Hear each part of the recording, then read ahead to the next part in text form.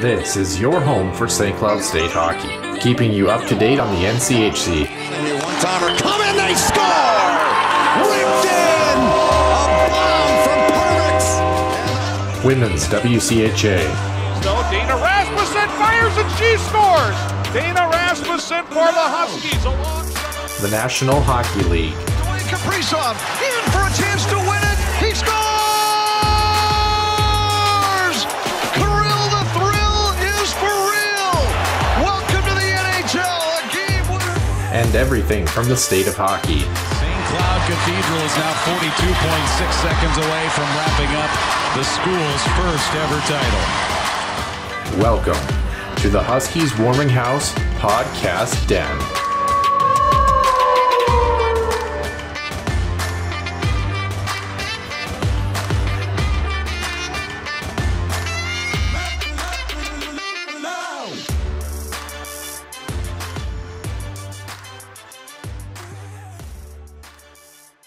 Welcome into episode number 90 here on the Huskies Warming House Podcast. Crazy, we're already hitting the big 9-0, Nick. We're about 10 episodes away from the century mark, if you will. And, Guess who's back? Back again? Yeah, well, I was getting there. I was just about getting there so much. I was going to say it's good to have you back, but I don't know anymore now.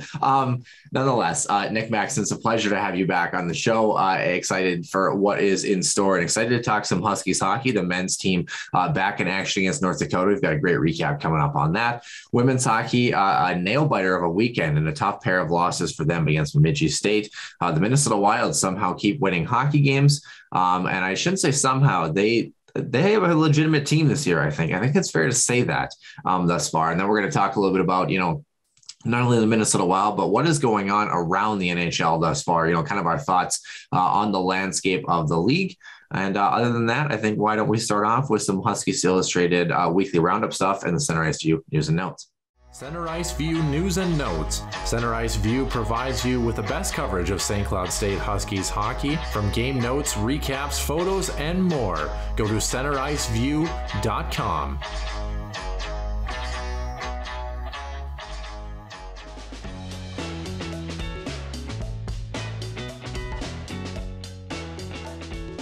Center Ice View news and notes here, Noah. And of course, as we discussed before, the men's hockey had a great weekend at home against North Dakota. Probably a score that I don't think anybody would have thought would have come through.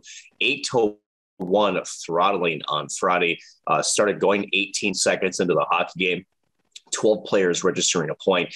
Easton Brodzinski with his first career hat trick, which is sort of weird to think about. That Easton Brodzinski 8 career multi-goal games and not won a hat trick until last night. Reddick was outstanding, only allowing 1 goal.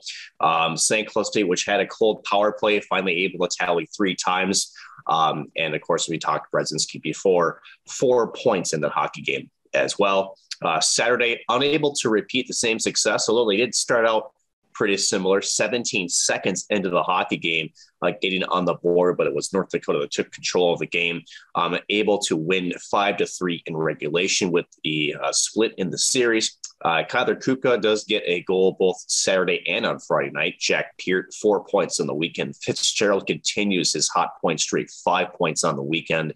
And Nick Pervix, not to be outdone, 6 points on the weekend from the defenseman and Tampa Bay Lightning draft pick. So pretty impressive for the men's hockey team.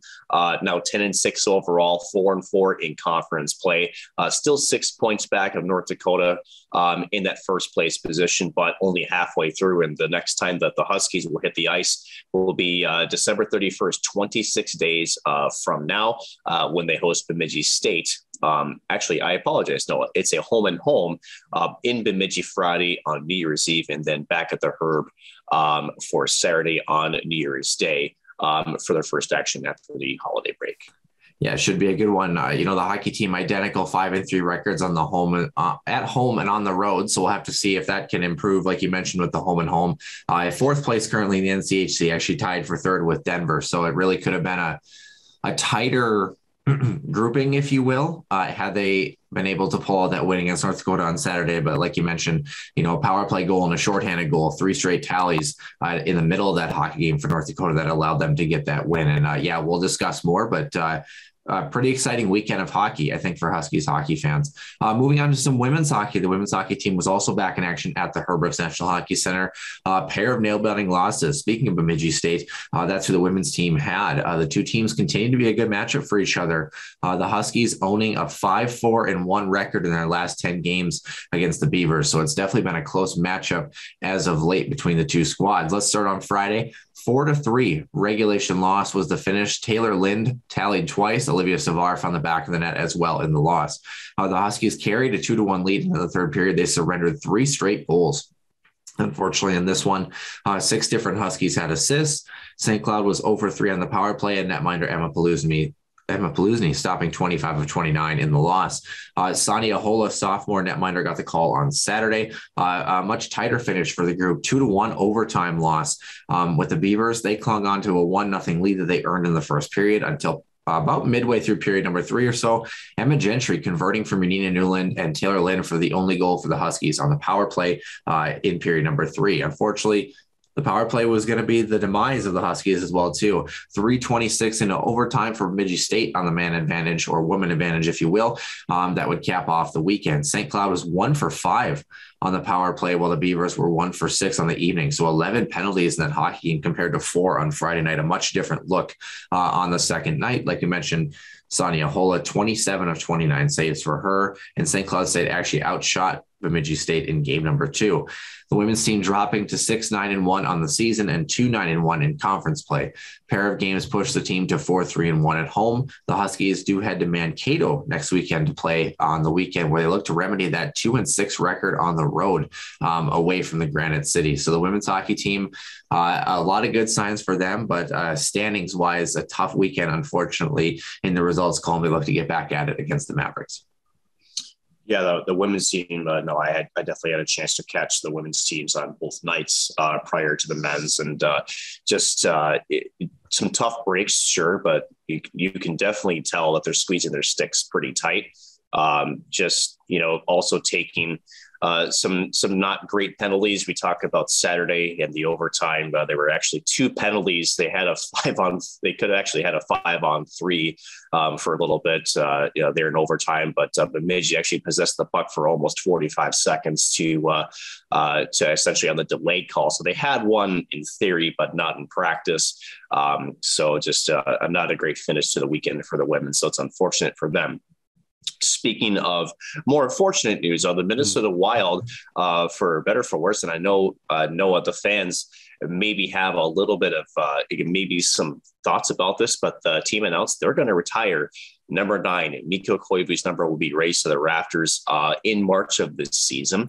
This will be the first ever jersey retirement in franchise history. 15 seasons for Cap Finn, as he was affectionately called. And he was, I can actually say, a captain for 11 of his 15 seasons. All-time leader in games played, all-time leader in assists. Also a club of best 709 points, Noah. Represented Finland 14 times on the international stage, also captaining the country's World Cup of Hockey squad back in 2016. He was drafted 6th overall by the club back in 2001, if you can believe that, just a year after their franchise inception. And and what a way for this team has been having. I know we're going to discuss the Minnesota Wild more in depth later on, but was it now 5 or 6 wins in a row now? Yeah. After they defeated Toronto in a shootout 4-3, and probably should have probably been a little bit better. They were off to a 3-0 lead in that game before Toronto clawed back. But some pretty good news if you're a Mikko Koivu fan, and for Minnesota, a good team to be around in the NHL right now.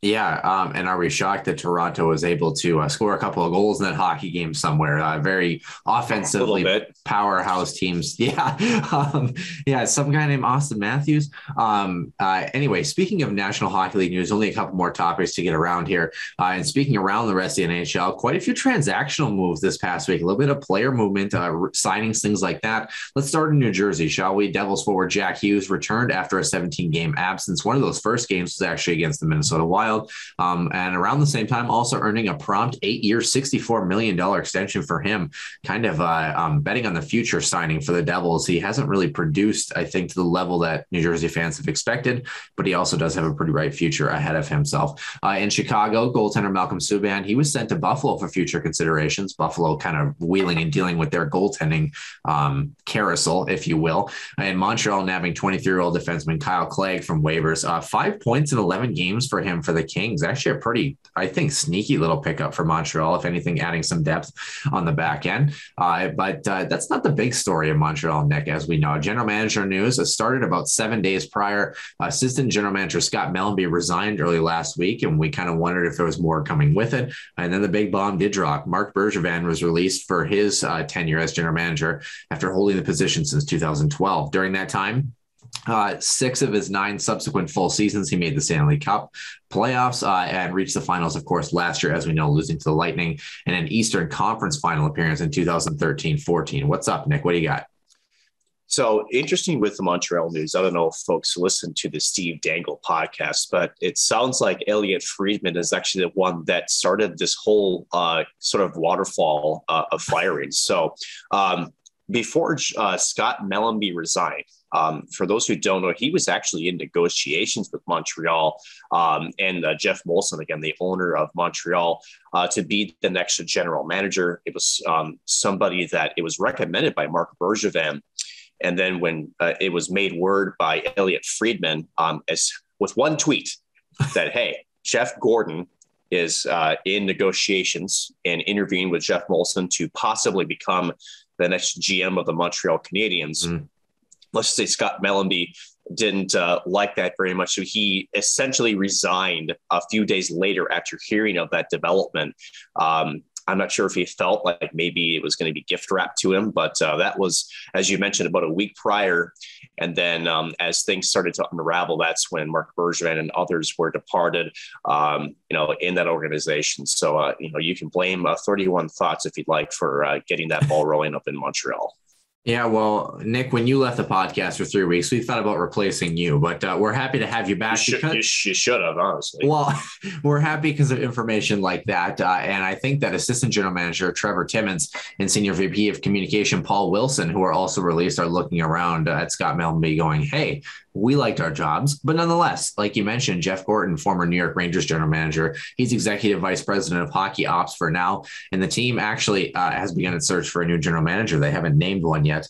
And the team stated that Bergevin's successor must be able to speak both English and French. One name that's already been in the ring, Nick, Patrick Waugh. Yeah. Yeah, I don't see the fit either. I agree with you. No. But yeah, Nick, only a couple more topics here. So what do you got for us? So a few more news around the NHL, and there's one that we left out, and maybe that'll be for a little bit later, just because I have some inside information on the team, the Desert. So maybe we'll save on that one. But Evander Kane being sent down to the minors after he's essentially got a 21 game ban for essentially providing a fake COVID-19 vaccination card. Now, he did get vaccinated during the time of his suspension, and then he was placed on waivers and was sent to the San Jose Barracuda. Now, for those who follow the NHL, it's very common for most players when you're signed or at some point in your young career to be in the minors at least a couple of times for your development, also just to make sure that you're playing and, growing as a player. Evander Kane has never played a game in the American Hockey League. So it is a storyline to know that a player of his caliber, and I think that's one thing, Noah, that often gets missed, is Evander Kane is still a very gifted offensive hockey player. And, it's him not ever playing in the minors, meaning he's never had to, I suppose, in the eyes of most NHL teams, mind you, he's been around the league a little bit, never needed to go down and essentially prove himself or regain himself. So this is pretty big news down. Also, and on top of that, also, we're hearing that, again, the San Jose Sharks are shopping Evander Kane, apparently. So there are some Eastern Conference teams that are in the mix. And the rumor is that the San Jose Sharks are willing to eat half of his salary, which is the most you can under the current CBA, to trade away a player. You can only retain up to half of his salary. So and again, the saga continues. Yeah, and part of that, goes back to, as you mentioned, in addition to sending down the AHL, there's been some displeasure with his conduct with a bunch of guys at the NHL level, which is funny because he was actually asked about that last week, and he commented on that alleged displeasure, of his teammates and said, quote, "It was news to me." And it's like, oh, like, okay, Evander. Well, anyway. that's not unsurprising. Yeah. Well, I mean, honestly, if it's news to you, that means it's not news to everybody else, unfortunately. Yeah. So there's been multiple reports of that, Noah, as you know. The Athletic has covered that extensively. And if you want a deep dive into what's been happening over the last few months and maybe even 9 months, I would say, go check out, I believe Kevin Kurtz is the San Jose Beats writer for the Athletic. He's been doing a phenomenal job on that reporting. Let's go back out east to Pittsburgh, because this is a little bit of bigger news too. Fenway Sports Group, they own the Boston Red Sox. They own Liverpool, which is a soccer team. I think maybe we've heard of them, just maybe. They have signed an agreement to purchase the Pittsburgh Penguins. So we don't know the specifics of the deal, the purchase price, anything like that. But they expect the sale to close by the end of the year. Mind you, this still has to be league approved. Mind you, previous majority owners were Ron Burkle and Mario Lemieux, which, think about this, Noah, back, I think early 2000s, 2003, there was either talk of contraction or moving the team out of Pittsburgh. Yeah. And you can almost say single-handedly, Sidney Crosby probably saved that franchise, along with Mario Lemieux, who purchased the team. They got the new arena out there, which at the time was Pittsburgh Paints Pittsburgh Paints Arena, now formerly Consol Energy Center. So there's still some talk that, what this new group might do. But I will tell you this. You go backwards, by the way. It was Mellon Arena even before it was Consol Energy Center. Yeah. So, but good to see that ownership group, that senior management, staying in place for the Penguins. It's a good sign, like you mentioned, for this organization. So it's a good sign knowing that these larger conglomerates, now mind you, we can have a whole different discussion about those, but it sounds like the Pittsburgh Penguins have a financial, pretty much a deep-rooted spot, and I don't think they're going to be in any financial trouble, at least anytime soon. So that's great to see. Lastly, we talk about some players that may be faces of the franchise or maybe once. Ryan Getzlaf of the Anaheim Ducks, so week to week with a lower body injury. The New York Rangers, Igor Shesterkin was placed in injured reserve. And then Los Angeles' Brandon Lemieux, suspended 5 games for biting the hand. Well, supposedly once by the NHL, but that's total BS. I would say at least 3 times from what we can see during an altercation last Saturday, as those two have had quite the history going even back to juniors between him and Matthew Tkachuk Brady Tkachuk, I apologize. So that was a game against the Ottawa Senators. So trying to, send a message to the NHL, and unfortunately still even the Department of Player Safety can't get this one right when there's clear bite marks, keyword marks, plural, all over his hand. So yeah, definitely one of those things that a little bit odd in the hockey world. The guy was just a bit hungry, apparently, taking some Brad Marchand lessons, apparently, or who was it? Alexander Burrows all those years ago. But nonetheless, like you mentioned, the Department of Player Safety can't see the bite marks, but we've got a lot to chew on here. So we're going to head on to the main portion of the show. Did you like that one, Nick? I did, yes. That was good for Sunday morning. I think the fans will too. So let's head on over.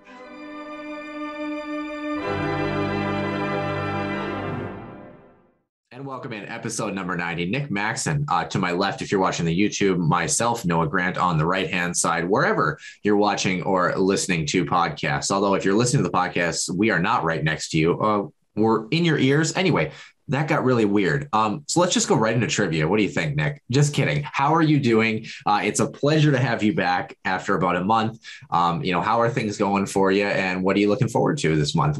By the way, we have a weird scheduling too, where we're going to be talking, I think, a lot of NHL hockey with your return, because the men's team, they're off after this week for a bit. So, yeah. I mentioned there's some Arizona developments, and I think the story. They're not going to Houston. I will tell you this, there is some truth to what's being reported, but it's not the way that it's being presented. I don't think is accurate. We'll talk on that later. All right. Houston Arrows, bring it back. Right. No, but last month it's a weird time, Noah, honestly. It was great for my development and getting into some connections, also having some phone interviews and, really just trying to get a head start on what's next. For those who maybe don't know this, broadcasting in general, I would say it is a very competitive business. And it's one of those, especially in the world of sports, it's even more competitive. And so you always try to get an upper hand. And even though I'm graduating in May, you have to start looking early. There's just no way around it. So, trying to put some feelers out, doing some massaging, again, had some phone calls, and we'll kind of see what happens after that. It's a little early to, essentially go into some actual talks with a lot of these folks that I've had conversations with. But again, you're laying the groundwork, and essentially that's what I was doing in November. And for future reference, Noah, and for the listeners out there, most likely it will happen again at some point. Don't know when that's going to be, but you got to go where, I suppose, the phone calls come. So, and I expect those to start coming in more as we probably flip the calendar year. After we get past the holidays and into the cold winter months here in the Midwest. But it's exciting. It's a little scary, but here we go. This is what you work so hard for, is to get to this point, and happy to be in this position. Yeah. And obviously not giving anything away, but you and I, with our internal discussions, let me just say there's some pretty cool things cooking for Mr. Maxton. I'm just going to put it to you that way. So speaking of cool things, men's hockey, they scored a lot of goals on Friday night, and that was the subject of our trivia question, Nick. We're going to talk some women's hockey first. So, but I do want to go to the trivia question since it's here in front of us. Last night, St. Cloud State men's hockey, they stunned North Dakota 8-1 on that Friday night. The same score during the two clubs' first ever meeting back in 1947. It was a Huskies win 8-1 there. When is the last time St. Cloud State put up an 8 spot on North Dakota? You have any idea, Nick? I have. It's 1998. He tried. 95? He tried. Was that 98 or 95? Or can we go with November 2nd, 2001? An 8-4 win on home ice. Fight the Pants was our winner. St. Cloud State Huskies men's hockey has put up 7 goals on the University of North Dakota 4 times since 1947. Now, mind you, I think there's what I had was it was the last time North Dakota lost by 7.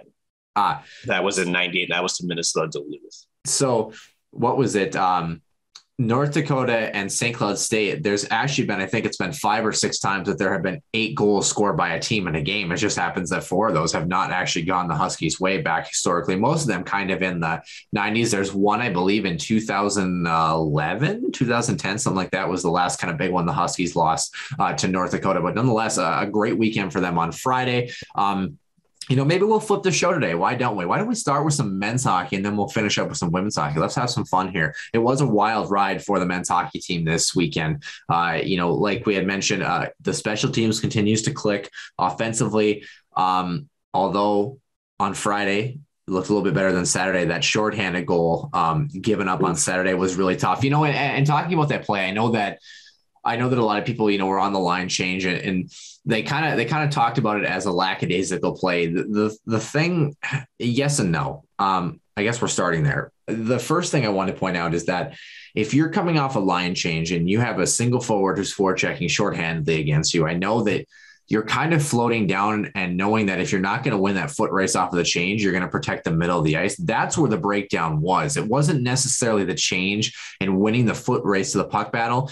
The rule is anytime someone picks up a puck against you, especially, on the outside of the rink, they're coming to the middle of the ice. And everyone who watched hockey knew what Gavin Hayne was going to do. So there were two groups at fault. The first was the defensive core, knowing that they had to shut that play down right at the top of the crease, just coming through and making him stay on the short side. And secondly, one of the few soft goals we've seen from David Rennick this year. And the reason I say that is because Gavin Hayne, the angle at which he took was so tight that that's one of those plays that usually as a player, you expect a goaltender to have a paddle down there, and it becomes very difficult. Check. Exactly. For you to come through, you're going to have to make a really nice play. Not that it wasn't a nice play by Gavin Hayne, very good, tenacious play, but a little bit too easy on that goal. And then they added the power play goal earlier in the game to get them on the board at 1-1. And you talk about that power play goal for North Dakota on Saturday, Nick. That was probably one of the biggest goals of the weekend for North Dakota, just to really settle down the ship after, a jump start again for the Huskies on Saturday. Let's start with the overall collective weekend, the theme, and then we'll kind of dive in. Nick, what do the Huskies take away from this weekend, after having a total ass kicking, for lack of a better term, on Friday night, and then a North Dakota team who, guess what? They responded, and they responded well on Saturday.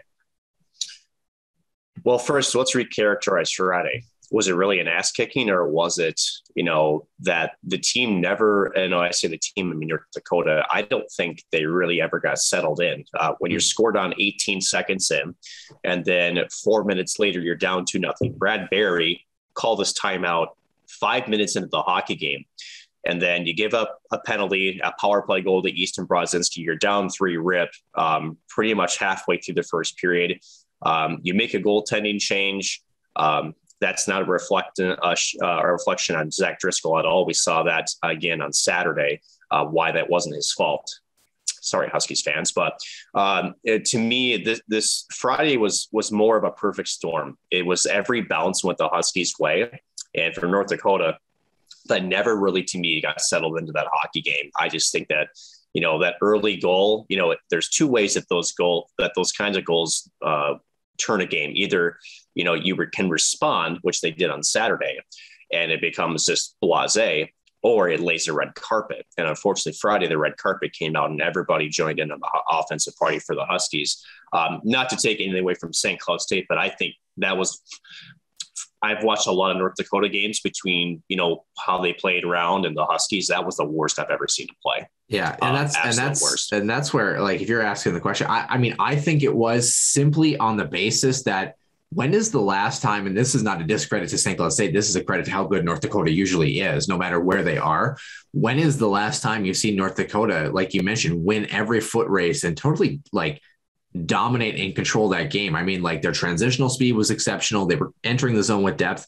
And like you said, North Dakota didn't get settled in, but it just, and maybe it was a perfect storm, frustration carrying over from the Western Michigan weekend. But I mean, it was just regardless of the score, it felt like the Huskies just suffocated a North Dakota team that it's been a long time since we've seen the Huskies do that for, long stretches like that. But anyway, continue. And then Saturday, so not 18 seconds in, but 17 seconds into the hockey game. And as you mentioned, you almost, for North Dakota, they needed that next goal for sure. There's not a question about it. I can only imagine what was going through Brad Berry's head after that first goal yesterday on Saturday. Again, giving it up so early. But again, his team was on their toes instead of being on their heels on Saturday. Huskies looked a step slow as well. From what I hear, there's actually about half the players that are going through either the flu or some other illness too. And you could almost see that in hindsight. Because even when I watched the game, I'm like, the Huskies just don't look the same team. They don't look like they're playing at 100%. There's also some injuries that players are playing through. Now, mind you, halfway through the year, you kind of expect that. So it's really no excuse. But the flu, that's big because that takes a lot of energy. That takes a lot of wind out of your sails. Unfortunately, this and sloppiness too. There is a pretty concerning trend for the Huskies, and it keeps happening. We mentioned this against Western Michigan, way too many penalties. So this team, I was going to ask you that turning point in the game. We mentioned that first goal by North Dakota. How about the fact that you have all the momentum in the world, and Seamus Donahue takes a slash, 10 seconds after that, and that's Seamus just happened to be the one that take it. But I mean, your thoughts on that? What's got to change there for that group, because that's a turning point. Well, first of all, again, especially in this conference, right? And it doesn't matter who you're playing. If you give a team 7 power plays, eventually they're going to make you pay. Now, North Dakota only capitalized on one of them. But as you mentioned, Noah, when you are a head coach of any hockey team, when you are constantly on the penalty kill, there's players that are offensively gifted that are sitting on the bench that you're not putting out there in those situations. Brett Larson, the way he likes to roll 4 lines, you can't do that. You're not putting out your 4th line guys on the penalty kill. So you shorten your bench, and it kind of messes up your entire game flow. And you talk about momentum, whether you believe in it or not. I think the Huskies really, kind of got stalled. They're a team that likes to play, with the clock ticking. They're not a team that likes to play stop and go hockey. And again, the disciplinary things, you're shooting yourself in the foot. So I think if there's anything that I want to see this team really focus on and really just be smarter, it's just, you got to be smarter, honestly. They're giving their opponents way too many opportunities, either A, to get back in the hockey game, or 2, to essentially put some distance between the two. And that's just not a winning formula if you're going to take that exact sort of approach come the second half of the season, because at that point, teams are going to be better. And that means their special teams are going to be better, both power play and penalty kill. So that means, you want to keep your team at 5-on-5. So the more they can do that, the better off they'll be. Yeah. And we had the discussion, on the Soda Pod last week. And again, it was a lot of fun jumping on with you, I should say. Anyway, on the show with you, and you can edit that one out. It's fine. Yeah. Well, maybe we'll keep it because people need to know what really goes on at the Huskies Warming House podcast. Anyway, so speaking of what's really going on, though, I've got a couple questions here. What we had mentioned in the show was that you thought 5-on-5 was going to be the factor this weekend. I thought special teams was going to be the factor. I think it's fair to say both of them definitely were, but obviously 3 power play goals for the Huskies on Friday. And as you mentioned, Saturday was the first time that we really saw a bunch of lapses on the penalty kill for the Huskies group here. And that's because, and I suppose on the power play too, but, that's probably why some of these issues with penalties have been mitigated, is the penalty kill was at 90% entering the weekend. It has looked very good for the Huskies, and it does shore up some of those things. Micah Miller has kind of had his coming out party this year in terms of defensive play on the penalty kill. But, I wanted to ask about another player too, and we'll get to him in a second, but let's start. Was special teams a difference this weekend, or was it special teams in addition to more, or the 5-on-5 play that kind of led to that for the Huskies, as you alluded to last week? So I think Friday, it's a tale of 2 different games. Obviously, I think their 5-on-5 play definitely helped to generate, the advantage on the power play special teams on Friday. And because they weren't great 5-on-5 on Saturday, that's when you take those stick infractions. That's when you're on the opposite end of those special teams. And as we mentioned before, in North Dakota, the fact that you gave them 7 opportunities and yet they only score once, kind of miracle, honestly. So a little bit of a testament to the Huskies PK. But again, take away 1 power play goal from North Dakota, that is a 1-goal hockey game. And also a shorthanded goal, that's a tie hockey game. And, again, that shorthanded goal is going to make Brett Larson continue to lose more hair than he already has. So I hate to give Brett, I know, right? So, and mind you, we love Brett too, so I can give him a little bit of crap, but it's those lapses in judgment on the special teams too, that, again, you're setting yourself up to rely too much on it. That's when it can, kind of bite you. So was it fair to say the 5-on-5 play was a little better this weekend, or do you feel like, still more stepping stones to, there was an improvement, but again, I think you still need to be better. These penalties are happening, most of them at 5-on-5. And more importantly, they're happening in very interesting areas of the ice too. A lot of these are happening in the neutral zone, away from the puck. Again, I hate to throw a couple players under the bus, but with Easton, man, there's times when I think the frustration, the emotions just gets to him. Yami Krenel at the end of the hockey game also took a kind of a bad cross check. Granted, I know that the North Dakota players know David Renick, but there's a different way and a more smart way where that's probably a power play for the Huskies if you can play that card correctly. And unfortunately, it was end up being a matching penalties. So, but I get it. You're trying to protect your goaltender, but again, you talk about playing smart. I just feel like this Husky team needs to play a little bit smarter as we enter 2022. Yeah, we talked about Seamus Donahue's penalty. That one was away from the play too, that slash as well too. So yes, like a difference as you had mentioned. I've got 3 questions, 2 quick ones about players and then an overall question for you. First, I'll put the player questions together. One, speaking of coming out parties, how about Kyler Kupka this weekend? One of the I don't want to say the few bright spots, but a guy I thought who was consistent both nights and really kind of came into his own, not only on the score sheet, but really, a guy who has been up and down the lineup, in his Huskies career. I think he really had a lot of jump this weekend and looked very well in both games. And then can we talk about, speaking of finish four that you had mentioned, some Sports Center thingamajigger that went on? Fill the listeners in, Nick. The Michifin is what we're calling that, the Michigan. Unreal.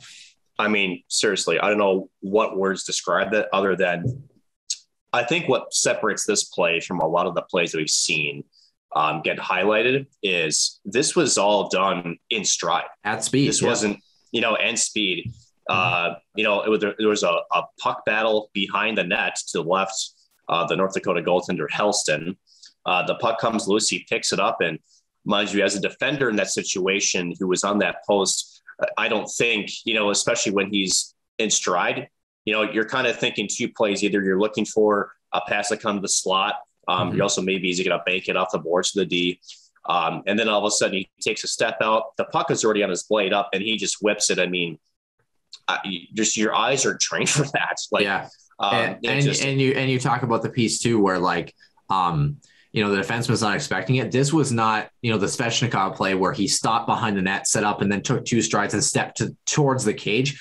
He did it at speed, like you had mentioned, but he was pretty far out in terms of doing the Michigan, where he really was extended the full length. So that also doesn't key you in to think, oh, well, this guy's coming to the cage, right? So it's not one of those where he was in tight to the net and you kind of can put maybe a body on the stick or try to protect it. He didn't really sell it. He was actually coming out in front. It was pretty brilliant play, honestly. It reminds me almost of Mikael Granlund's lacrosse style goal that he did.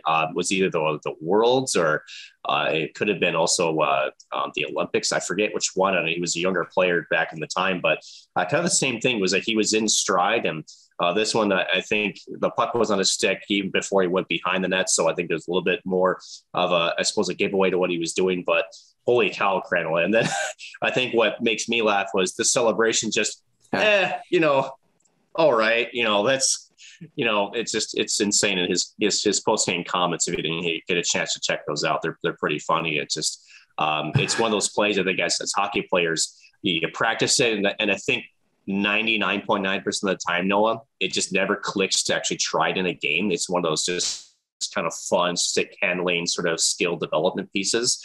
Yeah. And the fact that you felt the confidence, and I don't know if or maybe just something snapped and he just did it and ended up being a goal that the Huskies will never forget. He won't forget, and certainly this fan base won't forget for a long time. And how about that? It's been, you could call it some Sports Center goals against North Dakota. I remember a couple of years ago up at the Ralph Ryan paling between the legs.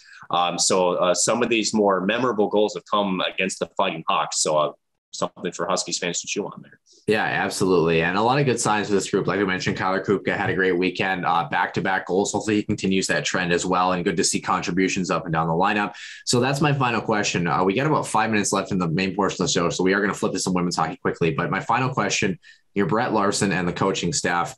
You've got some time off. You're going to get some rest. What do you take away from this weekend? And what is your message to the guys before holiday break and heading into Bemidji State? A lot of positives, obviously. You had a chance to take down the number 1 team, the NCHC, but also you're still praising and still pushing the fact that, this is not going to be an easy road. The top 6 in the NCHC, holy cow, they're good. So it's going to be a battle. There's going to be more adversity after this break, but more so, they need to tighten up a few things. I think they also need to commit more to the grease pan style of Dave Shayak in the offensive zone. I think that's an area that we can see get utilized more, but for the most part, I think this team is sitting pretty good. I think it's time this team needs just to get healthy. They need to rest up, both in terms of the injuries as well as maybe the flu bug that's going around. get hockey after mine a little bit, but come back and be ready to play because Bemidji's no slouch either. Yeah, absolutely. Speaking of Bemidji, women's hockey, like we had mentioned, tough weekend for them. And when I say tough, I mean a nail biting weekend, like you mentioned, just, one step, one bounce, one whatever too slow. I do want to start with a positive though. And it's a player that we've mentioned a couple times in the show, actually ever since the inception. And she's really come into her own this year. And that's Taylor Lint. The confidence that she's starting to display with the puck. I mean, what have you seen from her that has really kind of allowed her to really step in, not only in the points column, but being a leader in the way that she plays on the ice? She plays with speed. Honestly, she plays, everything. She's thinking the game a step ahead. She's not cheating either. So there's a few complaints I have with the women's squad in terms of some of the little details that they do. But she's not like doing a one-handed stick flyby. She's actually engaging with both hands on her stick into a puck battle.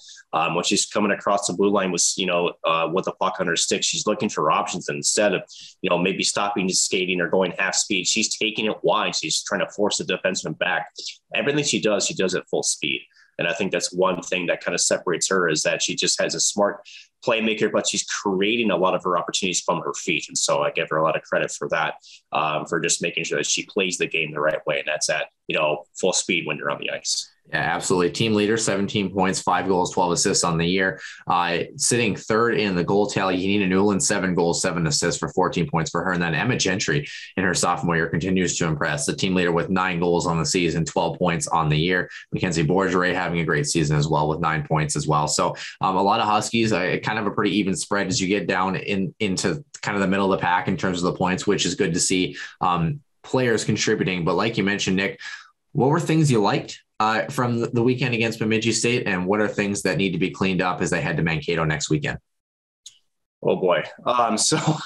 So I say, oh boy, because the laundry list of things to clean up is quite long, actually. Yeah. What I liked is, they're on the offensive side of the puck, you can definitely see there's an attempt to play with more possession and not just try to do a one pop gun offense off the rush. So I do like the fact that the Huskies are really trying to get a cycle game going, that they're really trying to wear down defense units. So that's a great positive. They're getting into the dirty areas, they're throwing pucks on that, and they're getting, traffic in front too, which I think is important. What I need to see improved, a lot of it is just get your head up. A lot of this women's team, they're playing either the style that, they're playing just because I got the puck on the boards and I'm not really thinking, but there's going to be somebody in the middle. So I'm just going to throw the puck there because that's what the structure tells me to do. That's not always the case. They need to play more cerebral hockey, honestly, is the biggest takeaway. I think they're playing a little bit too passive in the defensive zone. I also think in the offensive zone, especially with Lucas pucks, a lot of way too many one-handed stick pokes. They need to get in with their feet, use two hands, and also don't cheat on a puck too. A lot of times I see them cheating where there's a puck along the boards, and instead of actually going in and engaging and stopping on the puck, they're kind of doing this skate fly by a one-handed stick. And, to me, that's a team that feels like they have to cheat because they don't have confidence in their game. You got to be able to go and engage and win a puck battle. And that means, you're going to have to stop. Your momentum's not going to be there, but be confident you're going to be able to outrace your opponent or at least create a better opportunity. So those are the big things that I see from this team is that, hey, you know what? Yeah, structure this, structure that, but open your eyes and you have to have your decision of what to do next before the puck's on your stick. And that to me is that they're playing reactive hockey instead of proactive hockey. And that's I think a big stepping stone for this group post the holiday break. Yeah, you sound like you're talking about my men's hockey team, the way that we break out some teams, but nonetheless, one of the things to kind of go back to, as you mentioned, I love that point about, essentially engaging in the puck battle and being present and staying in the puck battle. I mean, so many things, this doesn't matter, women's hockey, men's hockey, wherever you're at, you can't win games if you're not winning battles or at least engaging in those 50-50 pucks. And the most important people on the ice, shockingly, Nick, are not the people with the puck. It's everybody everyone without the puck. And shockingly, the fastest thing that moves on the ice is also the puck. So when you talked about, stopping and making sure you win a battle that's along the half wall, that's in the gray area, just inside the blue line, you win that battle. Sure, you stop, you limit your momentum. You're not going to get, like you mentioned, a flyby chip and chase that's going to turn into a 3-on-1 with speed. But nonetheless, if you go in, you engage, you win that battle, And then after you win the battle, you have two players, a centerman and a winger, for example, that come in and fly in and help you supporting the puck after you've won the battle. You can still break out with speed. You can have a weak side defenseman activates that still gets you up the ice with speed and with numbers, but it doesn't mean anything if you don't have the puck. Like you mentioned, if you're just going to do a flyby, you've lost the puck battle. You're now probably 10 feet outside the zone in the neutral zone, and you're out of position. You've got to come back and defend. And then if the play turns back the other direction, now you've got to turn back the other way and transition and try to catch up with your teammates. And you might be the late forward in, and hopefully you make a good play supporting the puck as well too. So there's so much to be said for just winning a puck battle along your boards, especially in your own zone or on your half of center ice, and just making the play and trusting your teammates a little bit. That also goes back to women's hockey and my men's league team for that matter. But trusting your teammates and trusting that they're going to be there and do their job so that you can support them and make that play as well too. So Nick, we talked about how important it was to beat your Bemidji States, to beat your Mankato's. They didn't get it done in the standings this past weekend against Bemidji. They've got a chance for vindication against Mankato this weekend. What's your one key that's got to change, especially on the road? You got to have more offensive puck possession. Mankato definitely has the power up front to put you away. Bemidji, not that they're bad, but they don't have as many weapons per se. So if you're going to play a good defensive game against Mankato, well, make them defend. Again, they need more puck possession. They need more smarter plays in the offensive zone, which means get in there in the fortune. Again, be the person that engages in the puck battle. Even if you lose, if you engage in a puck battle and not just do a flyby, you're at least making them expend energy. And that means if they even come up with a puck in the defensive zone and they're tired, maybe they get to the red, they dump it. Guess what? That's still a win for you and the puck battle. If you have to make that unit go off and change, that means you're get the first touch as long as, your defensemen are fresh or at least can get a change. And then it's back the other way come the Huskies. So that to me, you got to have puck position, get a wear down Mankato and their defensive end. If you don't, it's going to be a long weekend for the Huskies. Yeah, you've got, let me see, 1, 2, 3, 4, 5, 6, 7, 8, 9, 10 players with 6 points or more for this Mankato club coming in. Britton Fleming, of course, the big highlight, the senior. Kelsey King has been a solid player as a junior. Charlotte Ackervik on the back end as a junior, tied for second in the team lead in points with 14 points on the season for her. So, and you've got 5 players over 10 points and a couple of players sitting at 9 and 8. So not far behind as well for this Mankato club. And like you mentioned, they're a team that does have a lot of depth, and they play well in terms of that scoring touch. And I think a little bit slow to start the season a little bit for Mankato. And I think they've really found their groove as the season has gone along. So it will be a good test for this women's group. Like we mentioned, the only Huskies hockey team who is back in action next weekend, the men's team off until December 31st and January 1st of 2022. So Nick, we're going to head on to some NHL news, and we're going to talk some Minnesota Wild and moreover, the talk around the NHL landscape so far.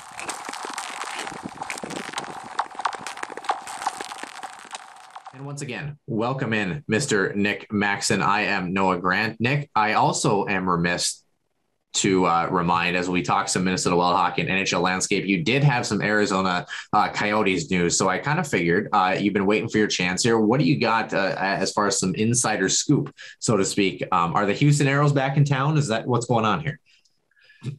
So first of all, Eric McNamara, who's a very, very good TSN analyst. In fact, he's a legal analyst. And also, I forget, there was another reporter that broke this news that said a banker, now granted a banker, we don't know who that is, had mentioned that the Arizona Coyotes are for sale.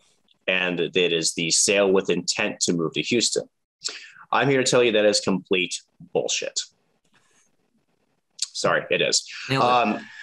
No, but honestly, is there some truth to this? Yes. So we have to understand what's happening with Arizona now to understand why this news is sort of significant, but not that they're for sale per se, right? So with the Tempe, Arizona project, right, we got to remind ourselves this project has not been approved yet.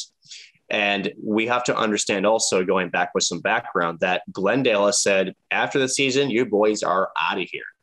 I'm not convinced that there isn't a good faith conversation that can happen with Glendale if Tempe were to be approved. Now, let's kind of set the scene here a little bit, shall we? So there's been some hiccups in the Tempe proposal, and that's kind of where this sort of news is coming out from. Now, mind you, for those who follow football, which I think most people who listen to us do, SoFi Stadium.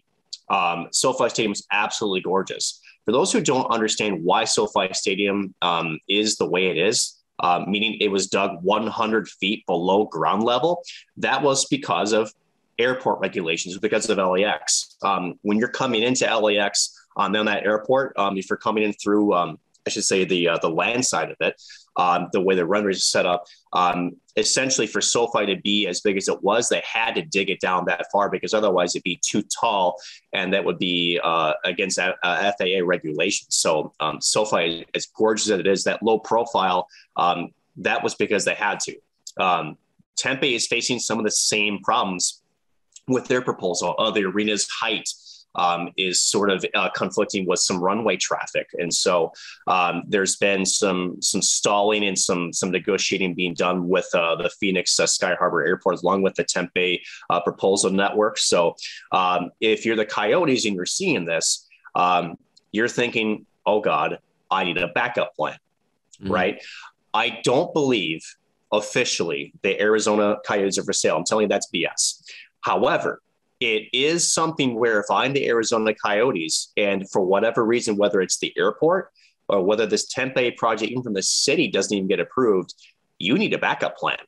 So is there some truth to the fact that there's still a Houston move on the table? Possibly.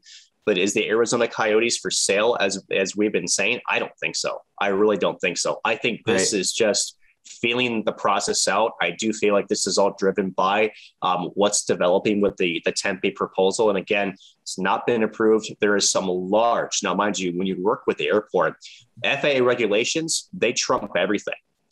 It's a safety issue. And at the end of the day, it's a battle you're not going to win if you're Tempe. So how much detail is in that? I don't know, have the specifics on that. But if you're talking height restrictions and, sort of conflicting of air traffic, now, mind you, that plot of land, gorgeous, awesome, but you either have two options. You're either going to do something with SoFi Stadium. Did you got to dig down? Does it make sense for Tempe to dig down? Does the construction costs go up for that? What about the building engineering? That's way above, my knowledge point. Or is it where Tempe's looking at this and going, does this plot of land even make sense for the development we wanted? So is it possible this gets struck down? It absolutely is possible. So there's a lot of, moving parts to this story. And is it still possible, Arizona does end up moving? I do think that there is a possibility here, but is it immediate? 100% no. Well, you heard it here first. The Arizona Coyotes are now going to be the Quebec Nordiques. Nick Maxon said it. It's happening. Gary Bettman, he's up there. It's happening. What a situation, right? Arizona, right. To make matters worse, and I don't know that it makes it any worse, but I don't think it makes it any better. Arizona really sucks this year. You know what I mean? Like they're not a team. It does. You can't link the two together, though. And here's why I say that. There's a plan in place. This team needed a blow up, and because they want the draft picks and they know that if they're going to be competitive, I can't say again because they really haven't been for a while, but it's been since 2012. Yeah, it's been a while for them. But they need to stop being the doormat of the league. To do that, you have to be a little sacrificial, which they are doing this year. And I do think with the management group they have now, I think that there is some good and for the way that Arizona plays, I mean, they give wild fits. Alex Turigny, their new coach, who's had success everywhere he's been, especially up in the junior leagues of Canada. I do think there's some pieces there that you can build on. But again, what do you do as the business side of it to ensure the long-term longevity of this hockey club? That's a whole different ball game. You need a home to play. You need to be able to have your financials straight. So the Tempe project is the best way to execute that plan. And for those who talk about Quebec Nordiques, ain't going to happen. It's never going to happen, at least in about 30 or 40 years. For Houston, and mind you, if the NHL relocates any single team, there has to be 2/3 of the board of governors that have to vote in favor for this. This is not something where an order can literally come in and say, I'm moving a team. In fact, I think there was a pretty good story of this about 10 or 20 years ago. I forget exactly which team, but I think it was actually somebody up that was trying to bring it back to Quebec as an investor. And he says, hey, I'm going to come in, I'm going to move this team. And the NHL basically came out and said, screw you. You're not going to tell us what to do with our teams. No way. Right. And the thing about Arizona is the NHL has been very steadfast and very steady in that they want that team in Arizona. Granted, does the Houston market, is that another target for them? Yes. But I think the league knows, especially with Arizona State, for the growth of the game, I think they know they need a hockey team there. So if there is a plan that can work there, they will keep it there. And I think the bigger question is, Noah, does this become the final straw that breaks the camel's back if, say, Tempe doesn't work out? I don't know. But I do think there may be some serious discussions if it doesn't. Because with Glendale basically kicking them to the curb without really a sustainable financial setup that you would have with Tempe, I don't know how the team can be successful. And there hasn't been any discussions that I know as far as a alternative site or any of the city that's willing to put them up. I know there's been talk about Phoenix, but it sounds like the city and the team have expressed that that's not the best option. So again, the Houston move is still possible, but to me, I still think there's a lot of red tape still to go through to get there. And I still think that they're committed to Tempe if they can get that sorted out, and that would be their number one option. Yeah, actually, kind of funny as I was oddly looking at this and looking at the standings in the NHL, one of the few teams, actually, not many teams actually in the National Hockey League named after their own state. Arizona, when you mentioned Phoenix, made me think of the old Phoenix Coyotes. Arizona is one of them. We're going to talk about the West in just a second. Arizona, the worst record in the National Hockey League right now, actually 5-17-2 with a -46 goal differential through 24 games. Tough. We're going to talk about the West in a second. Nick, let's do some NHL roundup, though, and kind of consolidate what we've seen so far. Why don't we start with the Eastern Conference? And we're going to start, I think, from the back end up. Ottawa, I thought, actually had a pretty decent start to the season. And then, the Matt Murray stuff, you got some COVID things in there. I've really They're injured to crap. Yes, very hurt. And unfortunately, have fallen down into the bottom there in the 10th spot in the wild card standings, so to speak. The New York Islanders following in at number 9, actually below the Montreal Canadiens and Buffalo. How is that possible? Don't know that I would have ever thought that. Nick, are you surprised? I guess between Buffalo, we expected, although maybe not in 7th in the wild card right now, but nonetheless. Ottawa, we kind of expected them to make a jump. Like you mentioned, they're hurt quite a bit. Out of Montreal and the Islanders, both of these teams, which is the more surprising failure so far in the NHL? Islanders. The Montreal Canadiens lost some key pieces over the offseason that were, I think, very key to their fairy tale Stanley Cup run. Mm-hmm. And I emphasize that because that team caught fire and ran with it. I think that structurally the team was flawed. And did they get some bounces maybe that, other teams or maybe, other years in the past Montreal Canadiens got? No. I'm not taking anything away that they accomplished, but they were not, I would say, a true contender. And that's why I'd say that it was kind of a fairy tale run. And then when you lose guys like Philip Deneau and then the whole offer sheet thing, and then of course everything happening behind the scenes, that it's been a train wreck for Montreal since essentially this past summer.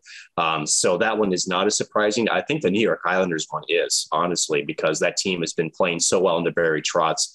Defensively, they've been so sound, and that's kind of been their biggest weakness this year has been defensively. They can't score. They seem to be lacking an identity that they've had for the last couple of years. It certainly looks as if right now, the way they've been playing, they're well out of their ways to this kind of being almost like a market reset year. Unless they get it together soon, their chances of the playoffs are dwindling very, very quickly. Yeah, tied for 4th worst in the NHL, -22 goal differential. They're actually tied with the Chicago Blackhawks in a similar spot in the West. Kind of pulling up the middle here, Philadelphia, New Jersey, Columbus. They're all in there. Columbus and New Jersey all over 500. It kind of seems like the mark for the playoffs is about a 600 winning percentage on either side, a little bit lower in the West, just a tad, a little bit higher in the East. But, the 3 teams that I think still have a shot, I suppose Columbus is a dark horse in that spot. spot as well too. Boston, Pittsburgh, Detroit. How about a year that Detroit has had so far? 13-9-3 for them, -7 goal differential, pulling up that first wild card spot for them. I know that they played, one more game than a couple of the teams they're chasing, but nonetheless, we expect them to make a jump. But I think Steve Yzerman, the Yzer plan, is starting to come into action here. But Nick, albeit with Detroit's success, before we get into the actual standings of the division for guys that are, or teams that are actually in the playoffs right now, Pittsburgh and Boston. Pittsburgh, I think, has kind of been on the downhill slide. They've been missing Evgeny Malkin. They've kind of been the core that is slowly depleting, if you will.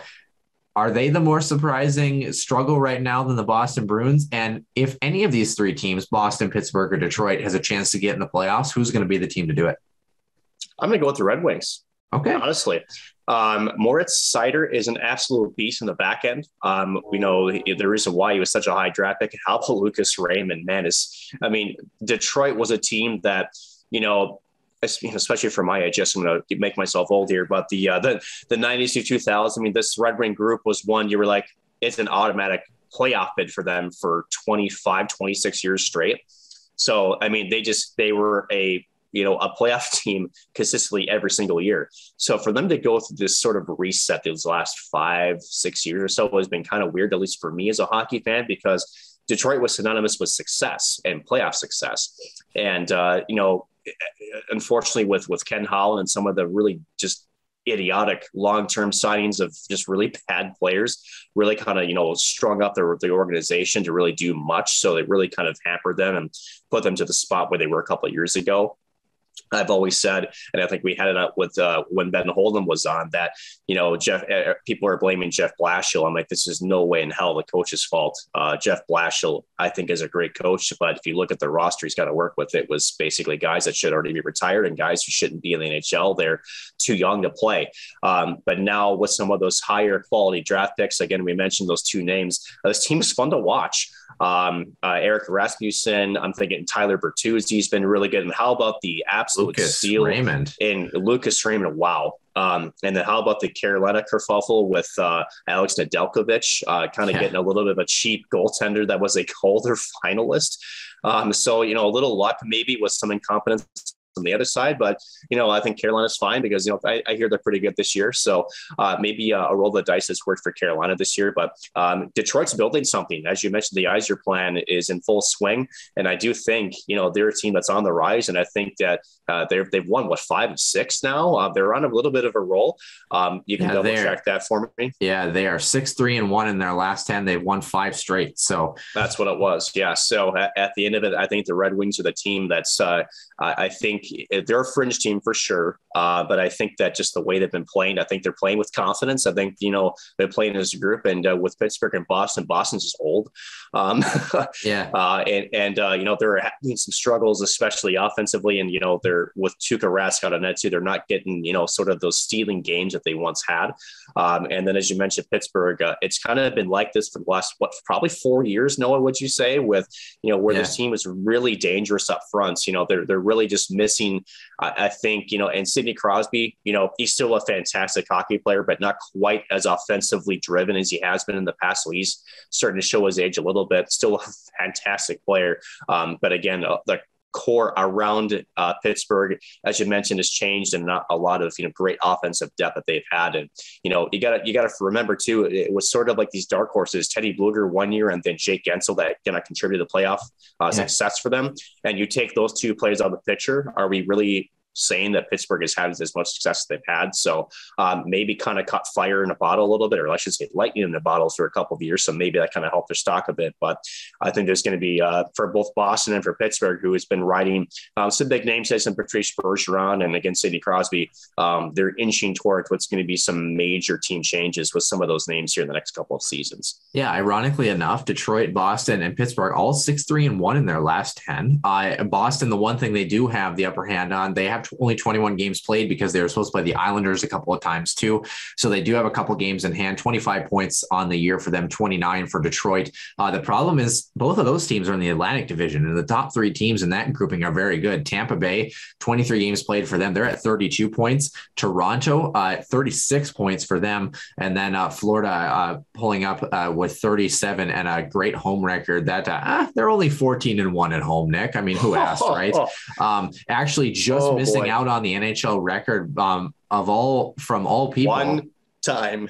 Yeah. One game. And it happened to be the Seattle Kraken of all teams that happened to get the job done there. Like you mentioned, Pittsburgh chasing Carolina, the Rangers and Washington. Carolina, 33 points. The Rangers, 35 points. Both those teams with 23 games played.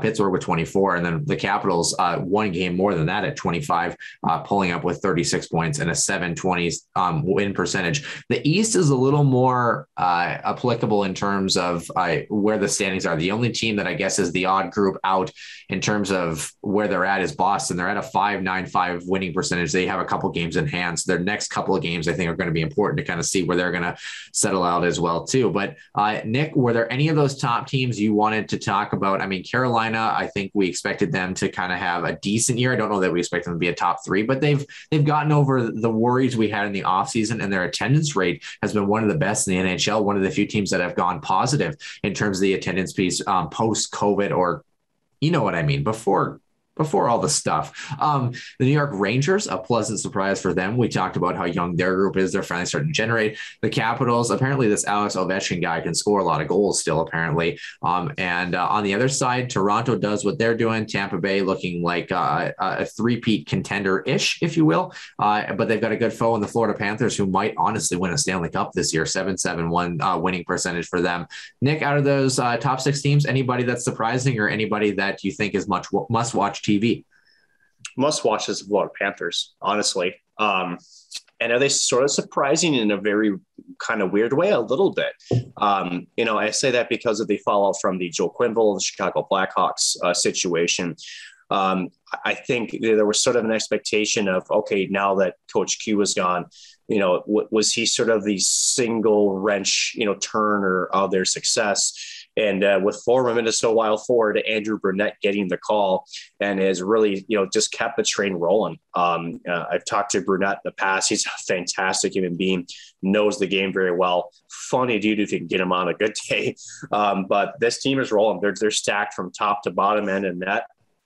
I think the key for them this year has been Sergei Bobrovsky, honestly. There were huge question marks his first year, especially about his performance and what he was getting paid to do at $9 million a season. He certainly wasn't living up to that contract. He definitely is now for sure. They got quite the tandem down there between him and Spencer Knight. Again, you talk about Alexander Barkov, Jonathan Huberdeau on the front end, just to name a few. And then in the back end, of course, you got Aaron Ekblad and just a privy of defensive corps that are really helping push Florida. And this team plays with a lot of, offensive jump. They love to get into play. They're just a fun team to watch. And how fun would it be, and this is wishful thinking, it will never happen, to see a Tampa Florida Eastern Conference final. Those 7 games last year were all bloodbaths between the Florida rivals, and it's been fun watch hockey because they look because they skate so well. Again, they score a lot of goals, and Bobrovsky again back to old form when he was in Columbus.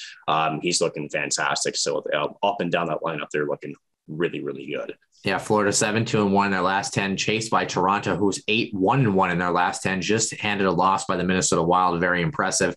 And, they were a team that was on a great win streak. As we mentioned, the New York Rangers, they're on a 9-1 last 10, a 6-game win streak for them. That is tied for the best in the NHL with, a couple of teams, the Dallas Stars and the Minnesota Wild, who sit atop the Central. Let's head on over to the Western Conference here, shall we? Let's start at the rear, a minus 20 goal differential. The Vancouver Canucks have totally imploded.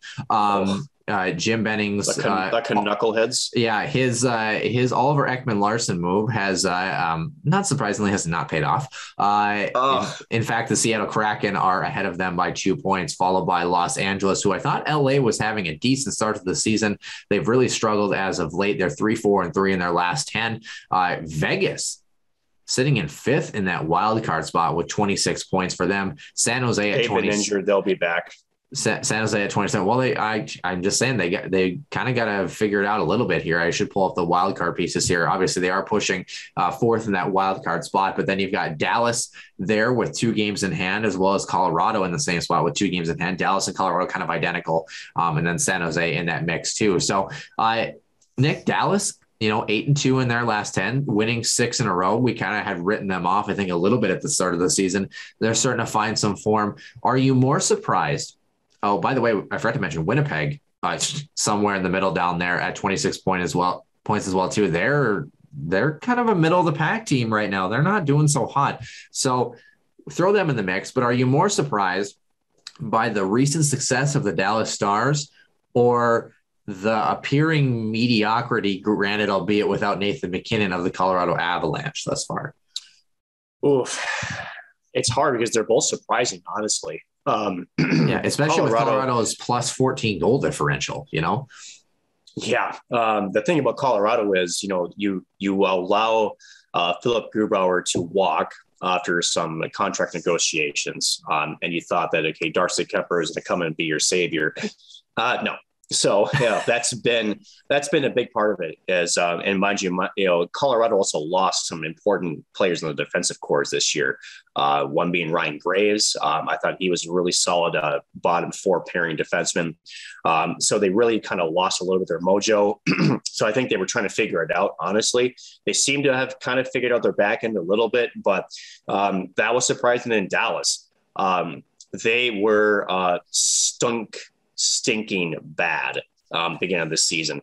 You take away, honestly, Noah, the last 6 in a row, and you go back to the 6 wins in a row, that puts their season total for wins down to 5. They would have been 5-7-2.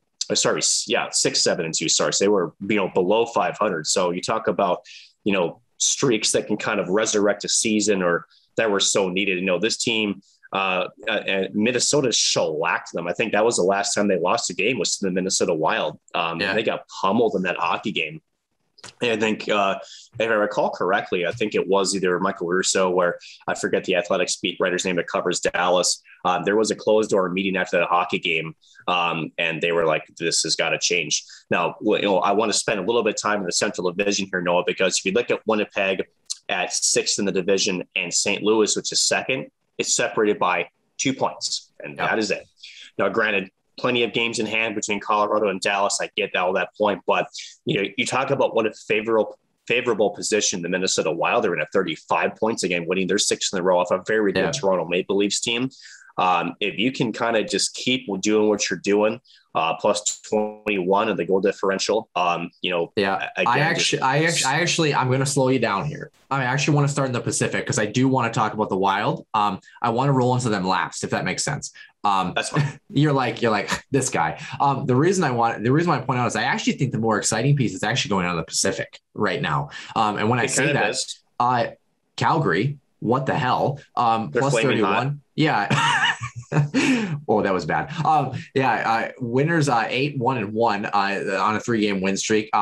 As impressive as Calgary has been, how about the fact that the Edmonton Oilers are finally the team that we expected them to be? They're finally pulling up that 2nd spot in the Pacific. Would probably be 1st if it wasn't for this Calgary group. I disagree. Yeah, 16-6, a 727 winning percentage, 2 of the best players in the world. And here's why I disagree. They've been fine in the regular season. This team is not going to be judged in the regular season. The Edmonton Oilers are going to be judged by their playoff success. No one should be surprised for Edmonton being this good in the regular season. So, I'm not trying to burst your bubble or anything, but, are they looking good? Yeah, they've looked good in years past in the regular season, but it's been when they get to playoffs, that's where they fumbled. And again, this fan base with Connor McDavid, they want to see playoff success. So yeah, punching their ticket is obviously important. You got to make sure you do that first. But to me, I'm not surprised at all that they're sitting where they're sitting. In fact, without Calgary's impressive run, Edmonton would be in 1st right now. And so at the end of it, that's not the most surprising team. How about you look at the 3rd place team and tell me if they should be there or not? Actually, I'm going to disagree with you there. I don't think Anaheim is as impressive as San Jose has been lately. We wrote this Sharks team off very early in the season, and I think that you see them, they've got one game in hand and they're 3 points back of Anaheim. Like you mentioned, Anaheim having a fantastic season, plus 10 goal differential. And, how about a guy named Troy Terry, who I know he's cooled off as of late, but really kind of got them to that spot and how he played. But Anaheim and San Jose, we expected the Pacific to really kind of have a whimper of an opportunity. And we expected maybe Vegas to kind of be the team that's come out of that. Not so much right now. Vegas still in the hunt, like you had mentioned, but this San Jose group and Anaheim have both been very impressive, as you had mentioned. And, when is the last time that we've seen Anaheim occupy a non-wild card spot? I know it hasn't been too far, but it feels like it's been a while, doesn't it? 2017 or 2018. Yeah, something like that. Also, now let's get to the fun. When is the last time you see the Minnesota Wild atop the Central? I think the same year, 2016-17, 2017-18, something like that. The year that they were second in the league in scoring, the year that Eric Stahl popped off for a hot 42 goals. 42 goals. Yeah. 18 or 19, yeah.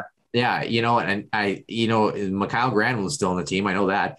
Speaking of Mikhail Granlund, Nashville Predators, exactly even in the goal diff. How about them 5-5 in their last 10, sitting not comfortably, but there in second place, like you had mentioned. It's been a dogfight in the Central.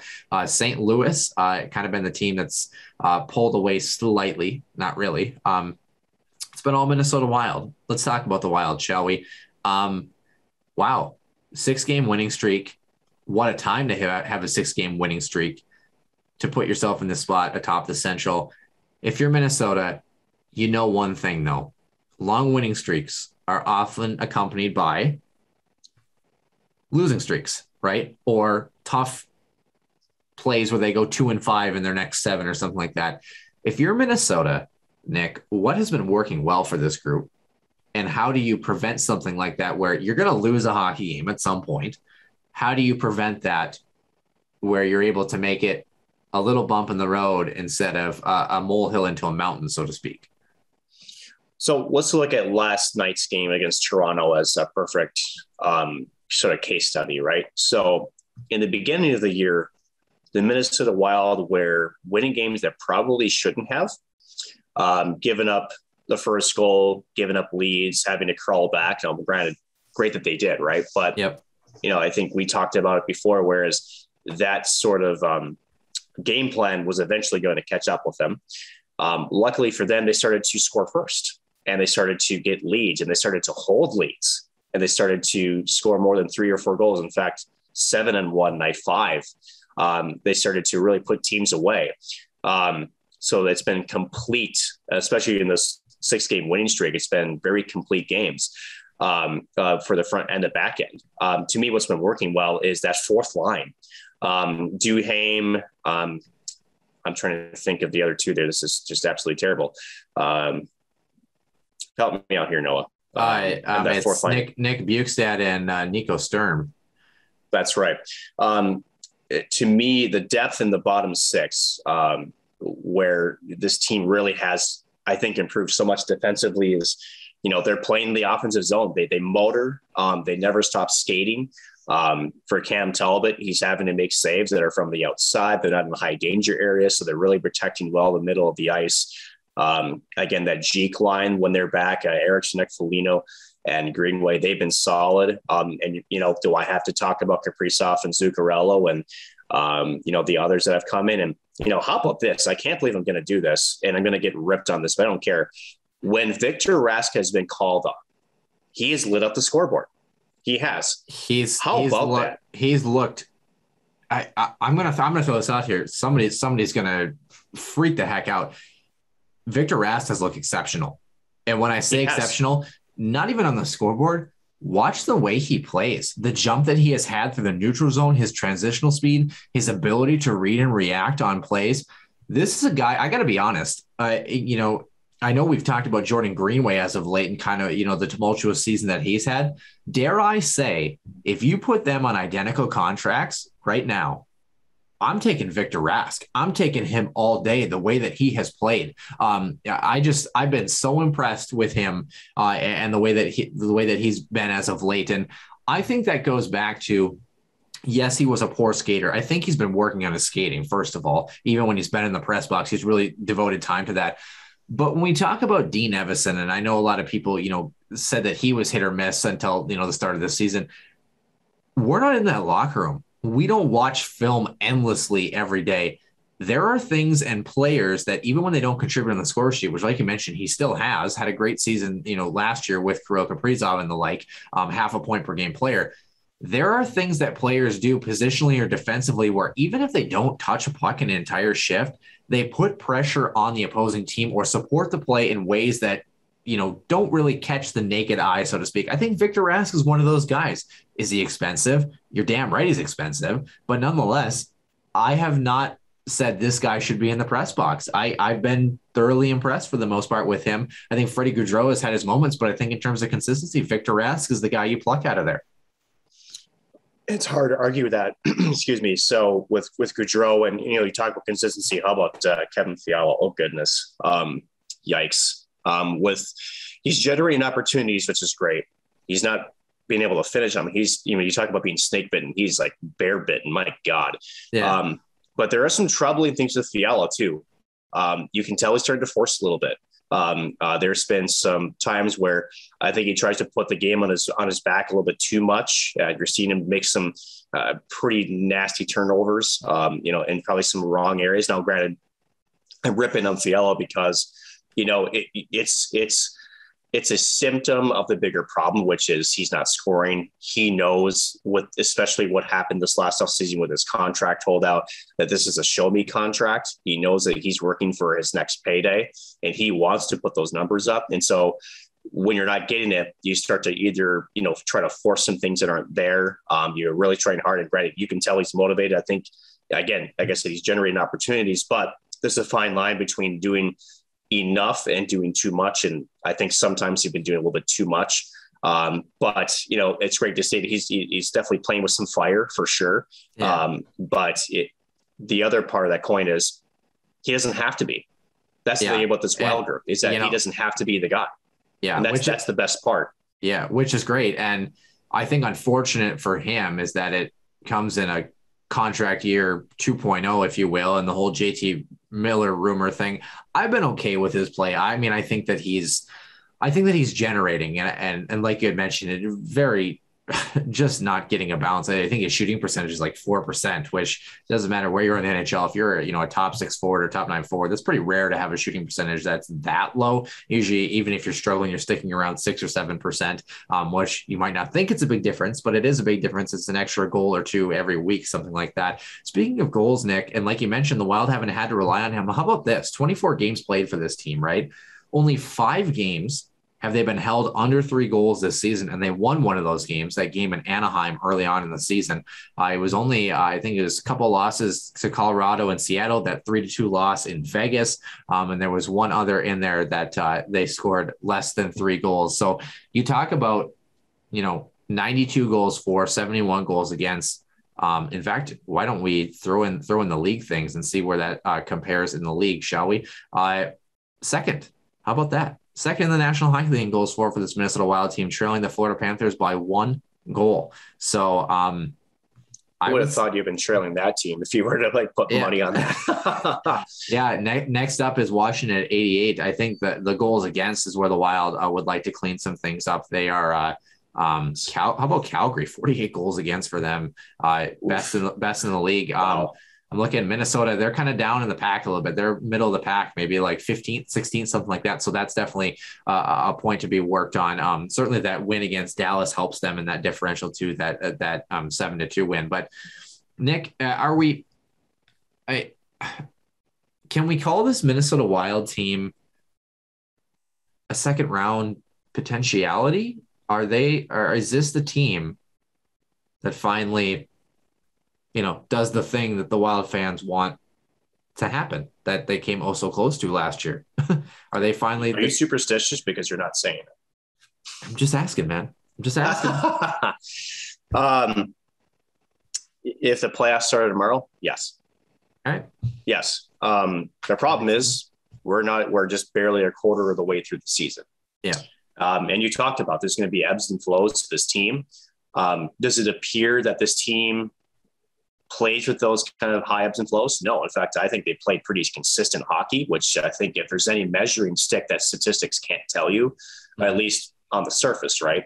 The analytics nerds are probably like, dude, yeah, we have that. Don't worry about it.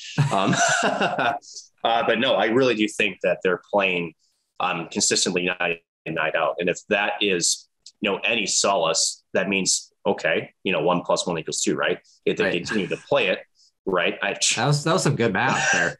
I know. But if they continue to play that way, then, they should be on the upper hand of it, right? The problem is teams are going to get better. Does the team with the JT Miller talks, the return or what the Wild have to give up to me concerns me on that. The better JT question Miller is if you're Minnesota, the better question at is the end of the day, is it worth the rental essentially? And with more money pinching coming next season with the cap recapture for the Parise and the Suter contracts, I don't know if that move makes sense.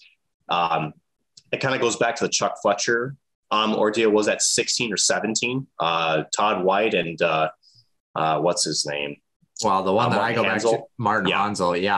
And the question is, if you're Minnesota, do you want to break this group up right now? I think that, if it ain't broke, don't fix it. I understand the contract piece, but at the same time, it's, do you want this group to, essentially, so to speak, break up the boys? I know that we've talked a lot about the culture piece and that sort of thing, but nonetheless, the Minnesota Wild, they've got a 4-game road swing, Edmonton, San Jose, the Los Angeles Kings, and the Vegas Golden Knights that they're going to change. And like I said, I don't know that you want to break up this group right now, even with Kevin Fiala's struggles. They have played well. So Edmonton, they've got, I believe it's Tuesday. Yeah, Tuesday, Thursday, Saturday, Sunday, pretty akin to what we've seen for the road swings for the Minnesota Wild as of late. We'll have to see if they can carry that success against the Edmonton Oilers, who are not surprising, according to Mr. Nick Maxson. So we'll have to see how the team fares up in oil country, so to speak. But Nick, I got 2 more questions for you, and we're running kind of long on the show here. First, what have you thought about Cam Talbot? Has he done what he's needed to do this year so far? Do you want more out of him? And number 2, what are your final thoughts on the Minnesota Wild? Anything else to add? I want us a little bit more of Cam Talbot, but I think he's doing what you pay him to do, honestly. He's a guy that, came in, was kind of on the resurrection of his career. He was kind of a low risk, high reward signing. And it was a very high reward last year. I think he played out of his mind. I think he's still playing very well. However, as you saw with the Wild this last week, playing Kakinen twice, they know that I think they're concerned about his workload. And they know they need to get Kakinen going to give Talbot some rest, because you're not going to be able to ride him, 85 to 90% of the games. I don't think Talbot is built for that workload. So I think you're going to have to get more of Kakinen involved into these wins. Kakinen, again, is, we could go off on a side tangent on that, but I think, he's going to have to step up to give Talbot rest, because I think if Talbot is able to get a few games here and there where he can rest and reset, I think he will be able to replicate last season. And where this Wild team go, I think for the first time in 21 years, this team is a must-watch TV, honestly, with the skill that they have. Again, their defensive core, despite a little bit of shakiness, just trying to get to know the systems and each other a little bit, I think they look really freaking good, especially after the departure of Ryan Suter. I think that was the biggest question mark, was who would replace him. Jonas Brodin. And again, goaltending has been, solid as they've shown so far. But again, it's one thing to say, it's another thing to execute it. And this team just needs to continue to plug away, continue to improve, and continue on their consistent run. So, but they're exciting to watch, and I'm excited to see where this team can go. But there's still 3 quarters of the season left, and barring hopefully they can stay away from the injury bug and some other COVID protocol terrorism. This team is looking like they're going to be a playoff team, and hopefully not more than just a first round exit. Listen, the Carolina Hurricanes traded Nedeljkovic for basically nothing, even though he was a Calder finalist. We have a Calder winner who has 29 points in 24 games. We should probably trade him too. What do you think, Nick? 9 goals, 20 assists. We better ship him out. I think Arizona would pick him up. Yeah, plus 10. Yeah, we can eat half the salary too. That'll be fun. Added to the Parisian Suter pile, if you will. Final thought here, Nick. Mikko Koivu, kind of part of watching the coaching or the management staff as of late. Does his number belong in the rafters? I think a little bit far-fetched from Minnesota Wild group, but I do know that it's been 21 years and we don't have another number in the building. So I think if you're going to pick a guy, he's probably the most eligible guy to this point. Does that make sense? Yeah. So people forget that in hockey, your numbers retired for two reasons. One, your on-ice conduct and your off-ice conduct. Yep. A lot of the times it's on the on-ice conduct, right? Mikko Koivu is going up because of his off-ice conduct. He was a leader on this club for so long. Fantastic human being to talk to. I've met him many, many times. He's an absolute saint and a joy to talk to about the game, about him. He's just a normal guy. And I think, as Michael Russo very eloquently wrote about the announcement, and more so what Koivu was seeing from a management role, and how it's so different to have that perspective, and how now after him not being re-signed after Bill Guerin came in, and as a player, yeah, it hurts. But I think now that he's been given sort of that, look into, especially how this team's playing now and, where they were, I think it's easy to see. And I think he did mention that in the article that Russo wrote, that I get it. And the fact that he handled that with class, the fact that, again, he's still back with the organization, his numbers going up because essentially he was the heart and soul of this team for 15 years. Again, if you're the hockey purist, maybe wasn't the most electric maybe on the ice, but and I don't know you necessarily retire a number because, you don't have one for 20 years, but does the organization value character? Does it value a person that, puts, their team first? Yes. And if that's the case, that's why Mikko Koivu's number goes up in the rafters. Yeah, and I certainly think when you think back to, sitting at home with a cup of hot cocoa during Christmas with your family back in 2008 or 2012, whose name is always there on that Minnesota Wild roster, right? It's Mikko Koivu. And, like you mentioned, the face of that franchise for, the better part of 15 seasons and a captain for 11 of them. And I definitely, when I say that, I think, there's a lot of people that statistically are going to say, well, why him? Why is he the guy? But, I certainly don't have a problem with it. You know what I mean? And I think it's hard. We talked about this, in the offseason, to see someone else wearing number 9 after Mikko Koivu. I think the other one that maybe, and I could be wrong, Pascal Dupuis, maybe, but I think he might have Pascal Dupuis. Yeah. But I mean, other than that, Mikko Koivu has kind of been the guy, and definitely had a lot of success. Unfortunately, never raised a cup, but like you mentioned, a big piece of this Minnesota Wild franchise, and still a big piece of this group long after his playing career. So excited to see what the Minnesota Wild have in store. Men's hockey for St. Cloud State off until December 31st, and women's hockey back in action this weekend in Mankato for a couple of games. Nick, you got anything else to add, or are we heading out of here? Yeah, we're going. All right. Nick, it's a pleasure to have you back here. Excited. You can also catch Nick and I on MNCAA and the Soda Pod. Excited to kind of do that tandem thing as well. You can hear some more about St. Cloud State hockey, recapping the North Dakota weekend as well. For Nick Maxon, I'm Noah Grant, and we will see you soon in the Den.